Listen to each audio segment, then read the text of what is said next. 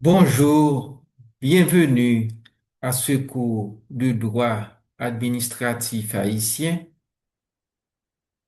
On en est à la deuxième séance. Ce cours est diffusé chaque premier et troisième vendredi du mois sur votre chaîne Thémis Culture. À la première séance, nous avons parlé, nous avons fait nous avions fait la différence entre administration et gouvernement. Aujourd'hui, nous allons définir le droit administratif. Qu'est-ce que le droit administratif? Pour bien définir le droit administratif, il est important d'abord de le replacer dans le cadre du droit public parce que le droit administratif est une branche du droit public au même titre que le droit constitutionnel du droit public économique et bien d'autres encore. Donc, comme branche du droit public, le droit administratif a ses principales sources qui découlent du droit public, même si il y a des règles de droit privé qui peuvent s'appliquer en droit administratif.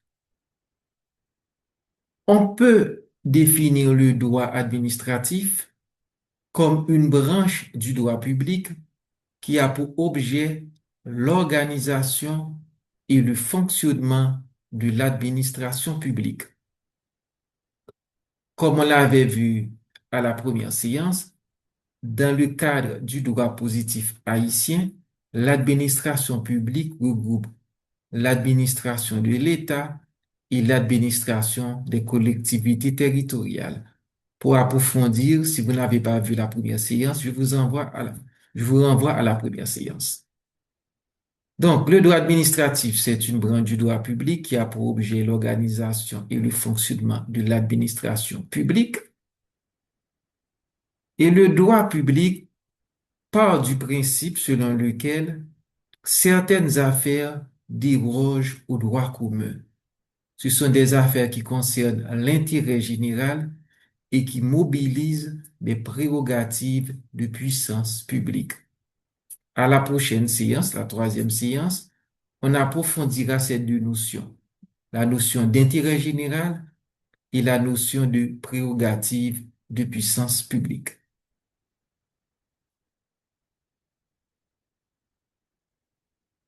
Les sources du droit administratif découlent donc des règles du droit public et les règles du droit administratif sont de deux natures. Il y a des règles qui concernent l'organisation et le fonctionnement interne de l'administration, ce que j'appelle administration ad intra, et il y a d'autres règles qui organisent le contentieux administratif ainsi que le rapport de l'administration avec son environnement. C'est ce que j'appelle l'administration ad extra. Dans les autres cours, on pourra approfondir davantage ces deux catégories de règles. Toutefois, comme on l'avait dit au début, même si les règles du droit administratif découlent en grande partie du droit public, mais il peut y avoir, dans certains cas, l'application de règles du droit privé en droit administratif. C'est le cas notamment en matière de droit public de l'économie. Il peut y avoir l'application de règles de droit commercial à des entreprises publiques. En France, par exemple, pour ce qui concerne les sociétés d'économie mixte, il y a une superposition de règles du droit privé et du droit public, puisque ce sont des entreprises qui ont un caractère hybride. Donc, pour ces entreprises-là, il y a des règles du droit public et du droit privé qui peuvent s'appliquer simultanément et ces entreprises sont l'objet d'un double contrôle.